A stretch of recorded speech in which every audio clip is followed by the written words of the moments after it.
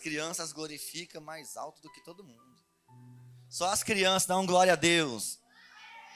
Tá fraquinho. Só as crianças dão glória a Deus. Elas estão indo para lá. Deus abençoe. Vai se alegrar lá atrás. Cauã, você já consegue agora a música da Cris?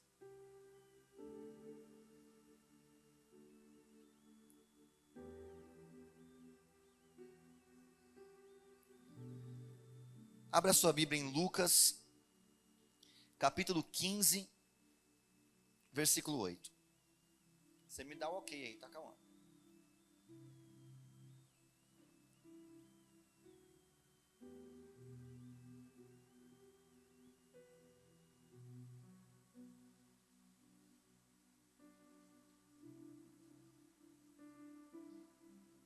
Capítulo 15, versículo 8 de Lucas. Vamos conversar um pouquinho.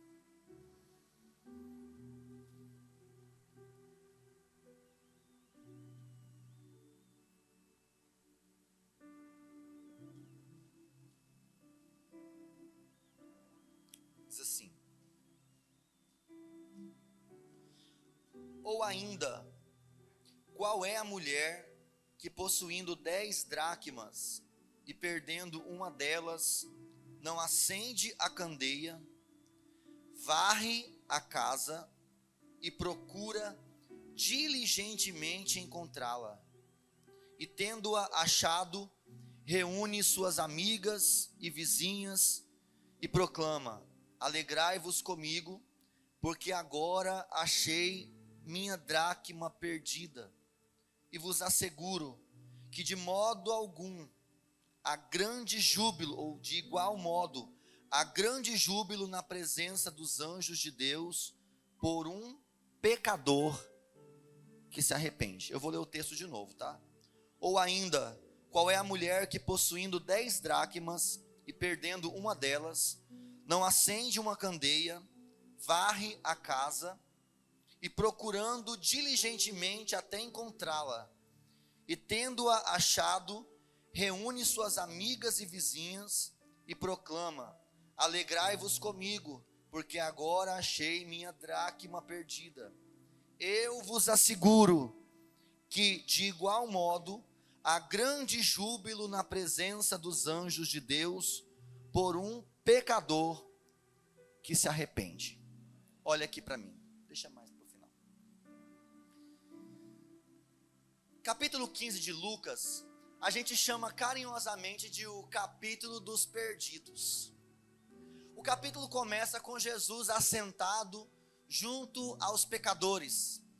Lá tinham todo tipo de gente que você pensar. O texto diz que eles eram pessoas de má fama, desqualificadas, pecadores, publicanos. A pior tipo de pessoa que pudesse existir naquela ideia, naquela época, eram as pessoas com quem Jesus estava assentado. E os religiosos começam a murmurar entre si, dizendo assim: o que esse homem está fazendo no meio desse povo desqualificado? O que esse homem está fazendo no meio dessa gente imunda, desses pecadores? E para rebater essa pergunta, para rebater esse questionamento, para rebater essa posição dos religiosos, Jesus vai contar 3 parábolas. E o capítulo 15 de Lucas tem 3 parábolas. Ele vai falar sobre a parábola da ovelha perdida, da dracma perdida e do filho perdido. Por que Jesus vai contar essas 3 parábolas? Para explicar, através de parábola, o tamanho da alegria que é promovida no céu quando um pecador se arrepende. Era uma maneira de Jesus dizer: eu fico no meio dos pecadores, porque os sãos não precisam de médico, quem precisa de médico são os doentes. Eu fico no meio dos pecadores, porque é os pecadores que precisam da graça que eu vim a este mundo revelar. Eu fico no meio das pessoas que para vocês são desprezadas e não valem nada, mas é no meio deles mesmo que eu tenho que estar, porque eu sou uma luz que ilumina no meio das trevas que essas pessoas estão vivendo. Então é no meio delas que eu preciso estar. Então eu vou contar 3 parábolas para vocês. Rapidamente eu vou te mostrar. A primeira parábola que ele conta, nós até cantamos, a parábola da ovelha perdida. Fala sobre um pastor que tinha 100 ovelhas. E aí uma ovelha se perdeu. E ele deixa as 99 ovelhas para ir atrás daquela única ovelha que havia perdido. E quando ele encontra essa ovelha, ele volta para casa e faz uma festa alegre, porque a ovelha que estava perdida foi encontrada. Depois ele vai falar sobre uma mulher que perdeu uma moeda. Ela tinha 10 moedas de valor. Ela perdeu uma, ficou com 9. Só que ela vai empenhar todo o esforço, e eu quero conversar sobre algumas atitudes dessa mulher ainda hoje com você, mas deixa eu passar por cima dela aqui para chegar no filho pródigo, só para te contextualizar. Ela faz todo o esforço para poder encontrar a moeda que ela perdeu, e quando ela encontra essa moeda, ela chama as amigas, chama as vizinhas e faz uma festa e se alegra, porque aquilo que estava perdido foi encontrado. E depois, Jesus vai contar uma parábola falando de um filho perdido. Um pai tinha 2 filhos e o mais moço chega para o pai e diz: pai, me dá a minha parte que cabe na herança, eu vou embora de casa. E você conhece essa história, ele pega a herança dele, ele pega tudo que o pai entregou nas mãos deles, ele vai para uma terra distante, ele gasta dissolutamente tudo que o pai deu para ele, e quando ele se vê na miséria, no pó, sem condição nenhuma, ele se lembra da casa do pai e diz assim: olha, lá na casa do meu pai tem abundância, até os empregados têm o que comer, e eu estou aqui querendo comer comida de porcos. Então eu vou me levantar, vou até o meu pai, vou dizer para ele: pai, eu pequei contra o céu, pequei contra ti, me recebe de volta em casa, eu não preciso me tratar como filho, eu nem mereço mais esse lugar, me trata como um dos seus empregados. E quando ele vai em direção ao pai com essa proposta de se arrepender, de se conciliar com o pai já estava no portão esperando, recebe o filho com os braços abertos e faz uma festa. E nessa festa tem um bezerro cevado que ele vai assar, fazer um churrasco, barulho de som, de música, e ele vai receber de volta esse filho e vai falar assim: esse meu filho estava morto e ressuscitou, ele estava perdido e foi encontrado. E aí tem uma festa quando quem está perdido é achado. Só que essas 3 parábolas, ela nos aponta contextos de perda diferentes. Quem é a ovelha perdida? A ovelha perdida se perdeu. Ela está lá no meio do deserto, ela sabe que ela está vulnerável aos ataques dos seus predadores. Ela precisa voltar para casa, ela sabe que tem que voltar para casa, mas ela não consegue voltar para casa porque ela não sabe o caminho de casa. Ela está perdida, sabe que está perdida, mas não consegue voltar para casa. Como ovelha é um animal dependente, precisa do pastor ir lá onde essa ovelha está, pegar no colo e trazer de volta. E tem muita gente que são ovelhas perdidas, que saíram do aprisco do Senhor, estão lá no mundo perdidas, e essas vidas precisam que alguém vai lá, pegar essa ovelha no colo. Ela sabe que está perdida, mas não consegue voltar para casa, e tem que trazer. A dracma é outro contexto diferente. Dracma, moeda, é um ser inanimado. A dracma está perdida, mas não sabe que está perdida. É uma moeda, como que ela vai saber? Eu estou tão perdida. Todo esforço para encontrar essa dracma depende da pessoa que perdeu, e não dela mesma. Ela não consegue se achar. A ovelha pode berrar, gritar, balançar o pé. Tem uma música das criancinhas que fala: bate o pé, ovelhinha, que o pastor vai te encontrar. A ovelha pode ajudar a se achar, mas a dracma não. A dracma são aquelas pessoas que estão no mundo e que não conhecem o Senhor. Ela está perdida, mas nem sabe que está perdida. Para ela está fazendo certo, no lugar que ela está, fazendo o que ela está fazendo, para ela está certa. Ela precisa ser resgatada. E filho pródigo? Filho pródigo não. é outro contexto diferente. É aquela pessoa que não se perdeu. É aquela pessoa que saiu porque quis. E o pai nem vai atrás e nem manda ninguém ir. Você foi porque você estava sendo tratado, você tinha comida, você tinha Wi-Fi, você tinha ar-condicionado, você tinha tudo. Mas daí você decidiu na sua cabeça, voluntariamente eu vou embora. O pai só diz, tá bom, pode ir. Qual o esforço que o pai faz para que o filho seja trazido de volta? Nenhum. Do jeito que ele foi, ele volta. E do jeito que ele achou o caminho de ir, ele acha também o caminho de vir, porque ele é filho. Você consegue entender 3 contextos diferentes? E eu quero conversar com você hoje sobre perdas. E nós vamos parar um pouquinho aqui na parábola da dracma ou da moeda perdida.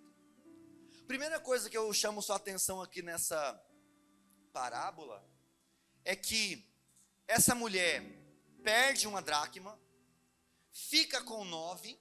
Imagina, mesmo aquela única moeda que ela perdeu tinha algum valor importante para ela. O que me faz perceber isso é que ela vai empenhar todos os esforços da vida dela para que ela possa encontrar aquilo que ela perdeu. E ninguém se empenha assim para procurar uma coisa que não considera importante. Outro dia eu varria debaixo do guarda-roupa do Enzo lá em casa, achei uma moeda de 5 centavos, nem eu sabia que estava perdida. Se fosse R$100, talvez a gente revirava a casa inteira para achar. Mas a gente só empenha algum esforço para procurar alguma coisa, se aquela coisa que se perdeu para nós tem algum valor, e para aquela mulher, a dracma que ela perdeu tinha um valor. Perdas, quem nunca? Quem nunca perdeu alguma coisa importante ou alguma coisa de valor? Eu não quero comparar valor de perda. Por exemplo, tem alguém que perdeu família. Eu não vou comportar ou comparar alguém que perdeu família com alguém que perdeu a moeda. Não vou comparar alguém que perdeu a vida com quem perdeu a moeda. Não posso comparar quem perdeu um emprego com quem perdeu a moeda. Quem perdeu um casamento, comparar com quem perdeu a moeda. Não quero fazer essa comparação, mas eu quero chamar a sua atenção, porque todos nós, os que já não passaram, ainda vão passar por alguma perda na vida. Perde um emprego, perde um dinheiro, perde um carro, perde uma família, perde um casamento, perde um filho, perde qualquer coisa. E alguém sempre está perdendo alguma coisa. E a vida da gente é assim. Ninguém está isento de perder coisas importantes para nós ao longo da nossa caminhada com Deus. Quem está comigo? Só que o que eu quero chamar a sua atenção aqui é para pelo menos 2 perguntas que a gente faz quando a gente perde alguma coisa. A primeira delas, por que eu perdi? Então, quando você perde algo, a primeira pergunta que você tem que fazer, por que eu perdi o que eu perdi? E a segunda pergunta é, o que eu posso aprender com essa perda? Porque a maioria das perdas na nossa vida são pedagógicas. Algumas vezes nós precisamos perder algumas coisas para poder perceber outras que a gente não estava percebendo enquanto tinha aquilo que a gente perdeu. Algumas vezes, algumas perdas são necessárias para que a gente possa entender o valor que aquilo de fato tinha para nós, e a gente não considerava esse valor antes de perder. Quem está comigo? Eu quero chamar a sua atenção e deixar aqui uma lição de casa para você. Marca no cantinho aí, 1 Samuel, capítulo 9. Lá em 1 Samuel, capítulo 9, não precisa colocar o texto, tá? Só uma lição para você ler em casa. Israel olhou para as nações vizinhas e percebeu que as nações vizinhas tinham um rei. Um rei que entrava e saía diante deles nas batalhas. E o Senhor Deus havia determinado que Israel não teria um rei. E o povo chega para o profeta Samuel e fala bem assim, profeta, nós queremos um rei. Nós queremos alguém que entra e sai diante de nós nas pelejas, nas guerras, nas batalhas. Nós queremos um homem que nos represente. O profeta ficou furioso. Por que vocês querem um Deus? O Senhor olhou para vocês e disse, vocês são o meu povo.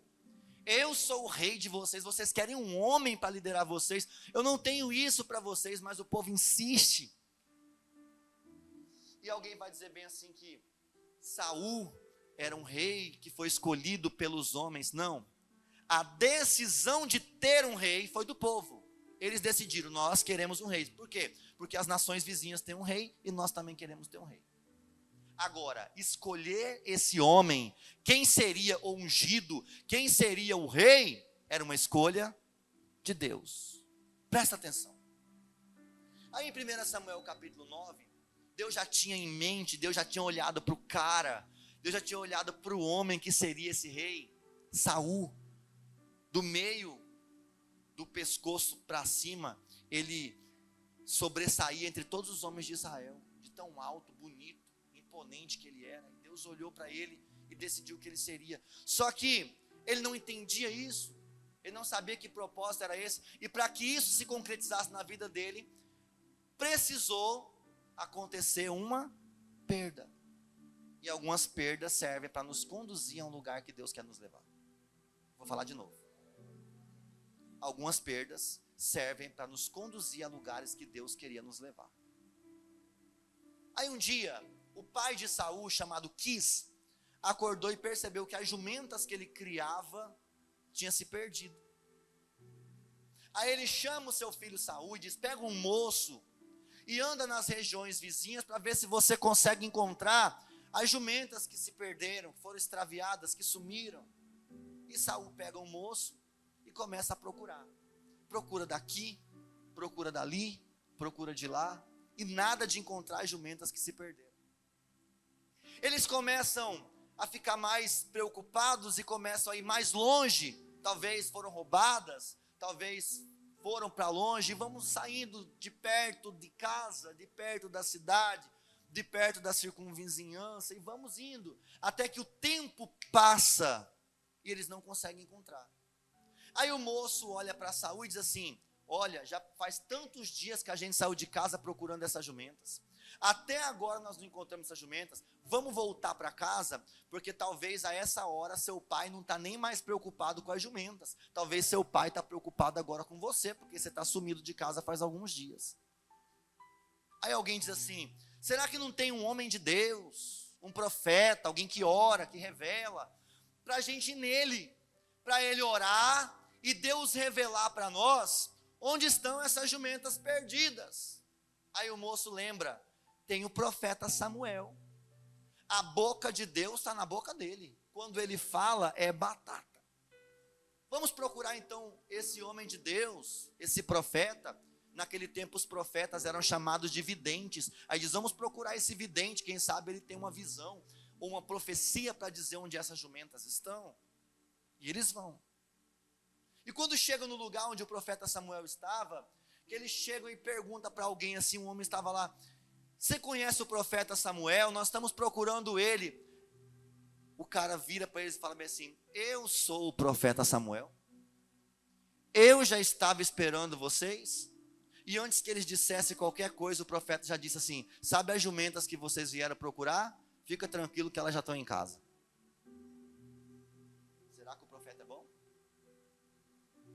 O que a gente faz na hora dessa, irmão? Pega na mão do profeta e fala assim, obrigado, era isso que eu queria. Eu só queria saber a notícia da jumenta, vamos voltar para casa. Foi um prazer te conhecer, nós já estamos indo. O profeta diz, não. Vocês vão posar na minha casa. Deus permitiu que essas jumentas se perdessem. Porque na verdade vocês vieram aqui por causa dessas jumentas. Mas o propósito que Deus tinha era com você. A jumenta foi só uma desculpa para que você chegasse no lugar onde Deus queria te levar. Você chegou na casa dos profetas. Quantas pessoas chegam na igreja atraído ou trazidos pelas jumentas perdidas? Não? Pastor, meu casamento está muito ruim. Eu vim para a igreja porque eu preciso que o Senhor restaure a minha vida sentimental. Aí o que é isso? Jumenta. Foi só um pretexto que Deus envolveu você para que você chegasse no lugar onde você chegou. Porque na verdade você está preocupado com as jumentas, mas Deus está de olho em você. Pastor, a crise financeira bateu, não consigo pagar minhas contas, estou endividado, os credores estão batendo na minha porta, faz oração para mim, coloca a mão na minha cabeça, pastor, pelo amor de Deus.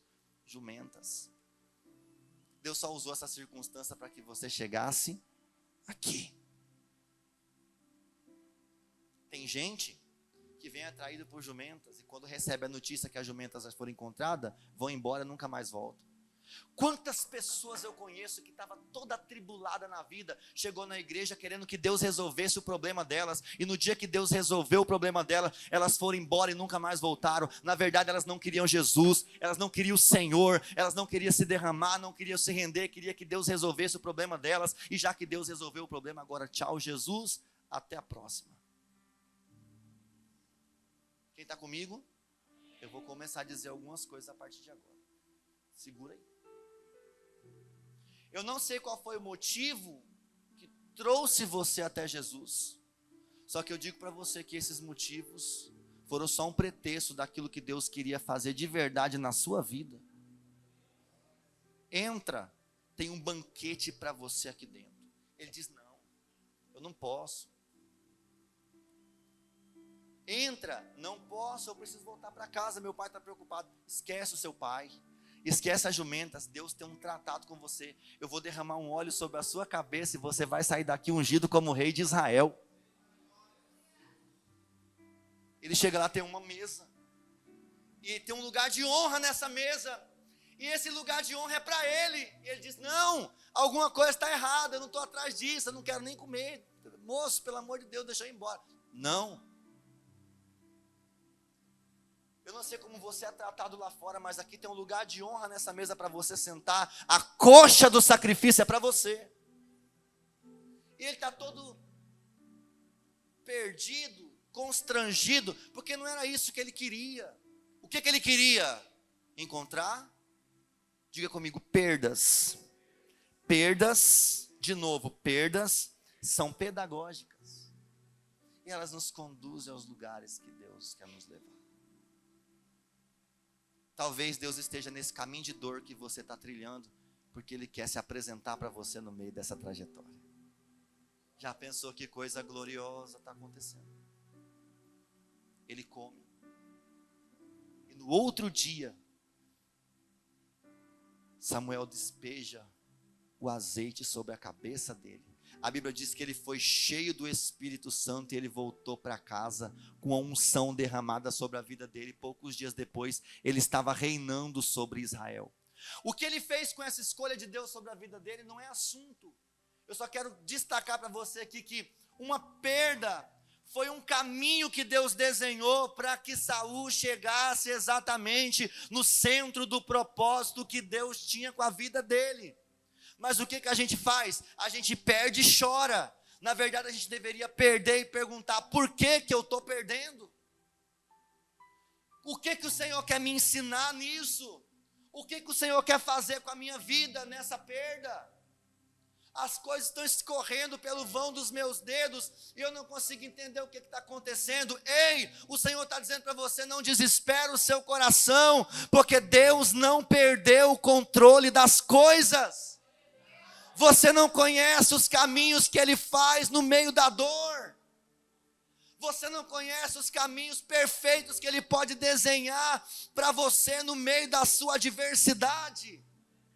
Você não sabe o lugar que Deus quer te colocar, e talvez o único caminho que Ele conseguiu desenhar diante dos seus pés foi esse caminho de dor.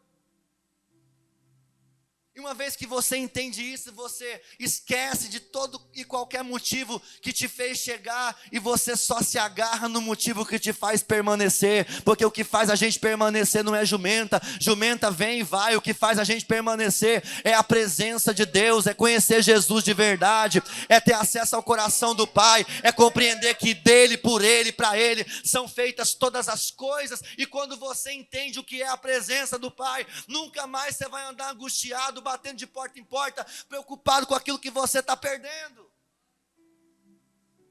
Quando o que você está ganhando é a eternidade, meu irmão, todas as coisas perdem o valor. Vou falar de novo, quando o que você ganha é a eternidade, todas as outras coisas para você perdem o valor.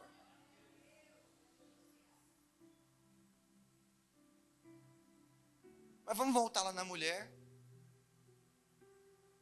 ela tinha quantas dracmas? 10. E ela perdeu uma. Vem no texto, coloca para mim, calma, por gentileza. Versículo 8. Qual é a mulher que possuindo 10 dracmas perde uma? Não acende uma candeia? Diga comigo, acende a lâmpada. Opa! Essa mulher estava vivendo no escuro. Essa mulher estava andando em trevas. Essa mulher estava andando em escuridão. Porque se ela acende a luz, quando perde a dracma, significa que quando ela tinha a dracma, a luz estava apagada. Vem comigo. Se ela acende a luz para procurar o que perdeu, significa que antes de perder, a luz estava apagada. E a Bíblia diz, que comunhão tem a luz com as trevas? Por que ela perdeu aquela dracma? Para ela entender a necessidade de acender a luz. E quantas pessoas estão caminhando em trevas, e Jesus diz que uma pessoa que anda em trevas, ela anda tropeçando. E talvez eu esteja conversando com alguém nessa noite aqui que você fala, pastor, na minha vida parece que eu estou no escuro, eu não sei para que lado atirar, eu não sei para que lado ir, eu não sei para quem recorrer. Eu quero dizer para você nessa noite que essa escuridão de dúvidas que está pairando sobre a sua mente, ela vai acabar quando você entender que basta acender a luz e todas as coisas ficam nítidas diante dos seus olhos. Acende a luz. Que luz é essa, pastor, que eu acendo? Salmo 119, versículo 105 diz, lâmpada para os meus pés é a tua palavra e luz para o meu caminho. Que luz é essa que eu acendo quando eu perco? Por quê? Porque quando eu não tinha perdido, eu não abri a palavra, mas agora que eu perdi, eu já estou procurando essa luz, onde que fica o interruptor para acender. Que luz é essa? É a palavra de Deus. Infelizmente, muitas pessoas só se lembram de Deus quando perde. Bom seria que nas conquistas a gente lembrasse de Deus. Bom seria que se na bonança as pessoas lembrassem de Deus. Bom seria que quando está tudo calmo as pessoas se recorressem a Deus. Mas na verdade muitas pessoas só procuram a Deus quando perde alguma coisa. E aí Deus permite que a pessoa perda para que ela reconheça que depende dele. E quantas trevas estão cercando o seu caminho. Mas aquela mulher acendeu a luz, diga comigo, acendeu a luz. Que luz é essa? Um homem chamado Simeão estava lá no templo. José e Maria trazem Jesus para apresentar. Está lá em Lucas capítulo 2, versículo 32. E ele pega Jesus no braço e diz assim, eis aqui a luz que vai iluminar todas as nações. Que luz é essa? Diga Jesus. Ele disse em João capítulo 15, aliás, João 8:12, eu sou a luz do mundo, e aquele que está em mim me segue, não andará em trevas. O que faltava naquela mulher, enquanto ela tinha as 10 dracmas dela? Jesus. Mas quando que ela se lembrou dessa luz? Quando perdeu. Fala com alguém pertinho de você, você vai se lembrar de Jesus agora? Ou você vai esperar perder alguma coisa para você recorrer a Ele? Melhora. Pergunta para ele assim, o que você precisou perder para que a luz se acendesse na sua vida?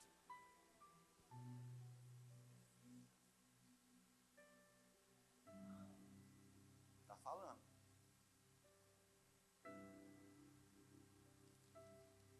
Então a mulher acende a luz. Perdeu? Acende a luz. Acende a luz que você acha. Porque a palavra aponta o caminho.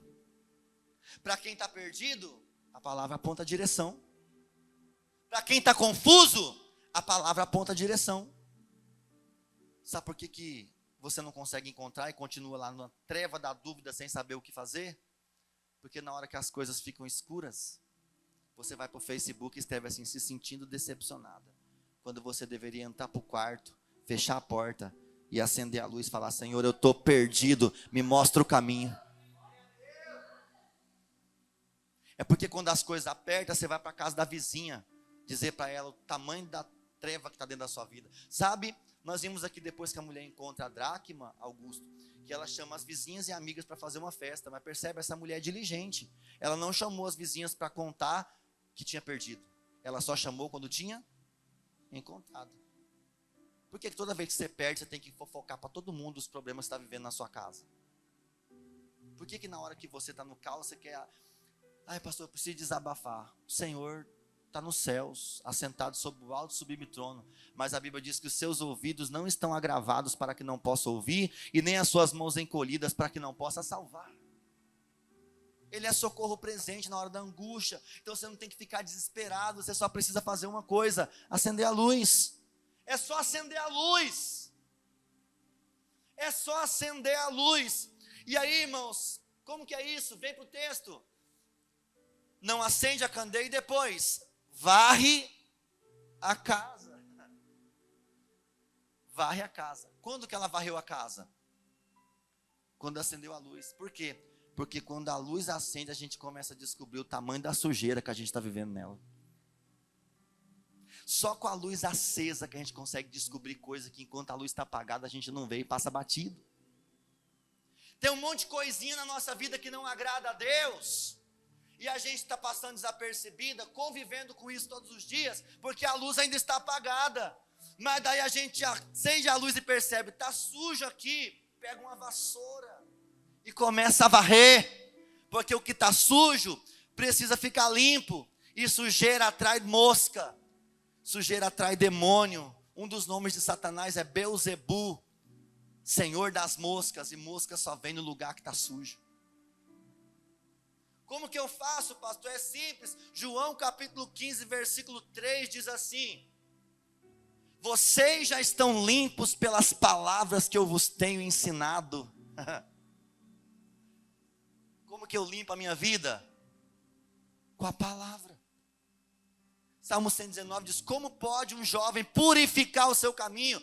Como pode alguém varrer a casa da sua existência? Como? Segundo a sua palavra. Eu estou dando um segredo para você aqui nessa noite.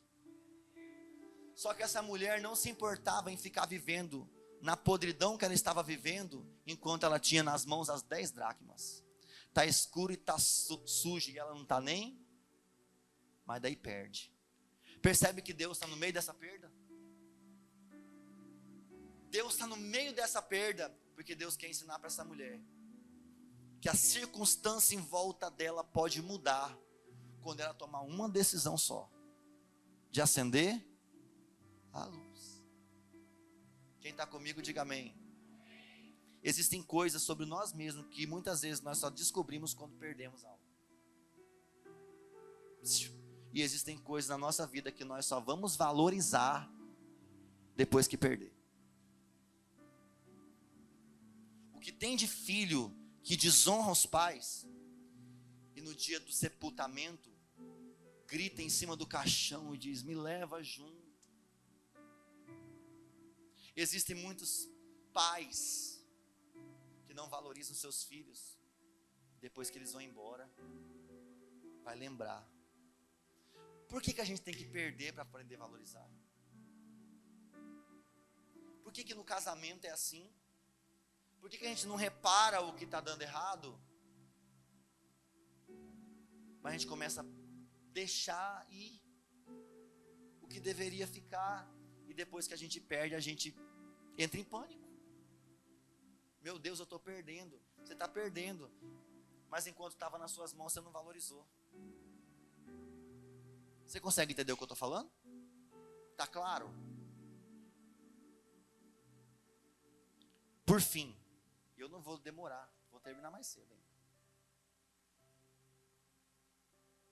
Acende a luz, varre a casa. Pega o próximo versículo para mim, Cauã, por favor. E tendo achado, reúne amigas e... Ela reúne amigas e... Porque nem toda vizinha é sua amiga. Cuidado com quem você vai abrir o seu coração. Porque talvez a perda pode piorar um pouquinho mais. Cuidado para quem você vai dar acesso da sua intimidade. Porque isso pode causar um transtorno maior do que aquele que você já está vivendo. Diga comigo, amigas, vizinhas. O que ela faz? Ela coloca cada uma no seu departamento.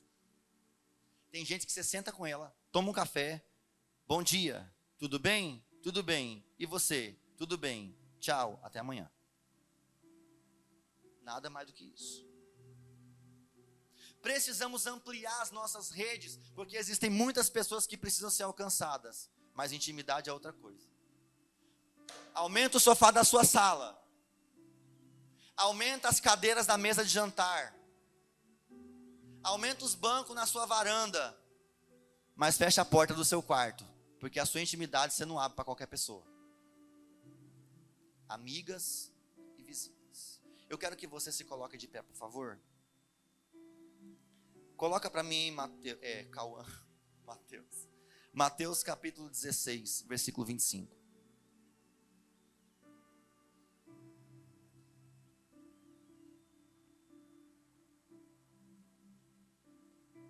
Percebe o quanto as perdas podem nos ensinar? Percebe se a gente começar a pensar sobre as coisas que nós perdemos, nós vamos conseguir refletir melhor. Será que Deus não está no meio desse caos para me mostrar alguma coisa? Será que Deus... Sabe por quê, irmãos? Olha aqui para mim, a gente terceiriza tudo para o Satanás, né? Perdeu é o cão. Só pode, o diabo entrou. E tudo cai na conta do diabo. E às vezes o diabo está olhando e fala assim, eu não tenho nada a ver com isso. A pessoa vai lá e compra no cartão de crédito, se endivida todo e depois fala, pastor, ora, devorador está pegando. Você vai ver a fatura e pergunta para ele, quantas compras daquele cartão de crédito foi o diabo que fez? Nenhuma. Foi ela mesma que fez. Mas o diabo leva a culpa. Olha aqui para mim. Para de falar que tudo é o diabo. Eu quero ativar a sua consciência nessa noite. Você vai refletir sobre isso. E parar de ficar, isso é o diabo, isso é o diabo, culpa do diabo. Será? Eu tenho que pelo menos pensar nisso. Será que Deus não está no meio desse negócio para me ensinar? Para me mostrar alguma coisa que talvez enquanto eu tenho isso, eu não estou enxergando? A mulher tinha 10 dracmas, estava no escuro e na sujeira, e estava tudo bem. Mas foi preciso perder. Mateus 16, 25. Porquanto, quem quiser salvar a sua vida, a perderá. Mas quem perder a sua vida por minha causa, encontrará a verdadeira vida. Foi Jesus que disse isso. O que Jesus disse? Você está culpando o diabo das suas perdas? E você está vindo até mim para você receber de volta o que você perdeu? Eu já vou te dando uma notícia que talvez vai fazer seus faróis se abaixarem. Esse reino de Deus, ele não é um reino de ganhos, mas um reino de perdas. O tamanho da espiritualidade não é medido pelas coisas que você ganha, mas pelas coisas que você precisa deixar. E tem muita coisa no caminho da gente que a gente precisa deixar, mas está agarrando, carregando mala do passado, carregando trauma do passado, carregando questões não resolvidas. E você precisa entender que sobre a sua própria vida, o convite de Jesus não é, vem para cá que você vai ganhar. Ele está dizendo, não, vem para cá que você vai perder. Por quê? Porque se você perder a sua vida, você vai encontrar, por amor de mim, a verdadeira vida. Porque quem vem para o reino de Deus pensando que vai ganhar, já perdeu. Mas quem vem sabendo que vai perder, já ganhou. Olha o que ele diz no versículo seguinte, versículo 26. Ele diz, que lucro terá uma pessoa se ganhar? Ganhar, diga comigo, ganhar. Que lucro terá se ganhar o mundo inteiro, mas perder a sua alma? Ou que poderá dar o ser humano em troca da sua alma? ganhar. E a pessoa quer ganhar. Pastor, que dia que eu vou ganhar? Ganhar o quê, irmão? As bênçãos que eu estou esperando. Eu vim para a igreja porque eu quero. A pessoa não tem vida com Deus, não ora, não jejua, não tem posicionamento nas coisas de Deus, não tem compromisso com Deus, e aí ela vem no culto de domingo, senta na cadeira e fala, pastor, manda a benção aí, que aí daqui a pouquinho eu vou embora e já estou com a minha semana cumprida, já cumpri minha obrigação com Deus. Pss, ei? O que você teve que deixar no meio do caminho? É esse que vai dizer o tão crente que você é. Não é o que eu ganho, mas sim o que eu... Que lucro terá? Eu não posso dizer isso aqui, pregar isso aqui, falar isso aqui e não dizer o que eu vou dizer agora. Eu não sei qual foi o motivo que trouxe você até a igreja. Talvez você tenha muitos problemas para ser resolvidos. E você está no lugar certo, viu? Não é pecado nenhum. Não é pecado nenhum. Só que eu quero dizer para você que mais importante do que você ter os seus problemas resolvidos é você ganhar o bem mais precioso que um ser humano pode ganhar, que é a salvação da sua alma. Talvez você está querendo que Deus restitua alguma coisa, que Deus traz de volta alguma coisa, que Deus reconstrua alguma coisa, mas o Senhor te trouxe aqui nessa noite para dizer para você, eu estou interessado em você. E aí, você quer fazer esse compromisso comigo? Você quer fazer essa aliança comigo? Você quer apertar na minha mão e assinar esse contrato comigo? Só que eu vou te falar uma coisa, não vou te prometer nada além de que quando os seus olhos se fecharem nessa vida, você estará diante dos céus para sempre. E isso é o que o ser humano precisa ficar preocupado em ganhar. Ganhar dinheiro. Irmão, a Bíblia diz que o dinheiro, a traça e a ferrugem consome. O tempo passa, roubam de você.